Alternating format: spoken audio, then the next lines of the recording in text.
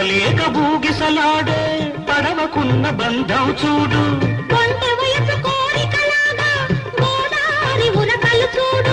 దొరకలేక బూగిసలాడే పడవకున్న బంధం చూడు. ఒడ్డుతోనో నీటితోనో పడవ ముడిపడి ఉండాలి. ఒడ్డుతోనో నీటితోనో పడవ ముడిపడి ఉండాలి. ఎప్పుడే ముడి ఎవరితో పడి పడవ పయనం సాగునో మరి. అందుకే ధ్యానం, అందుకే మౌనం, అందుకే ధ్యానం, అందుకే మౌనం.